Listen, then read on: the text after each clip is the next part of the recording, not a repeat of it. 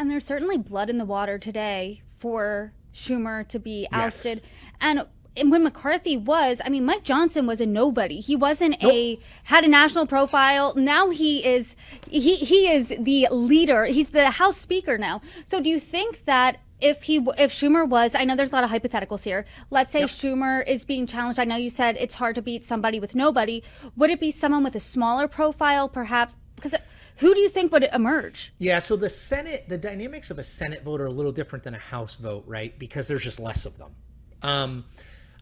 Someone like, if you're looking for a name, I would look at Brian Schatz, who is a senator from Hawaii, younger, has been critical of leadership, more on the liberal end, but savvy.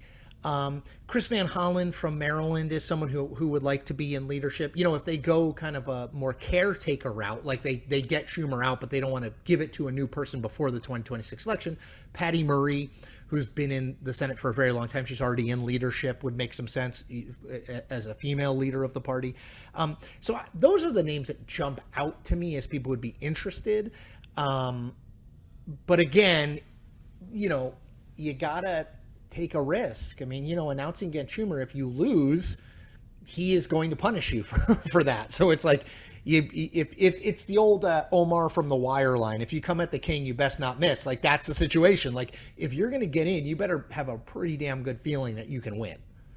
And you better have the backing of people behind you for sure. Because, yeah, like you said, you can't be the only person to say that. Or we all saw what happened, and this is totally different with Dean Phillips during the 2024 election. Even though he was right.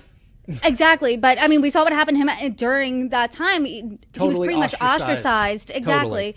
Exactly. And I talked with Democrats in Congress, Republicans in Congress. They both agreed, obviously, that there needs to be a fix in healthcare in this country. Obviously, the timing was where the big contention point was. Republicans saying, we will have these conversations. We just need to open the government first. Democrats saying, I don't trust Republicans to have these conversations. Yep. Now, these 8 Democrats agreed with Republicans and on this promise that this vote will happen.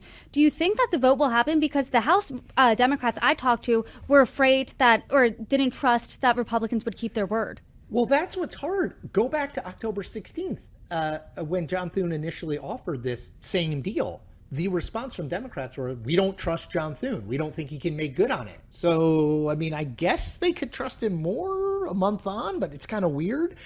I would assume that there will be some kind of vote. I don't know if it'll be a straight up or down.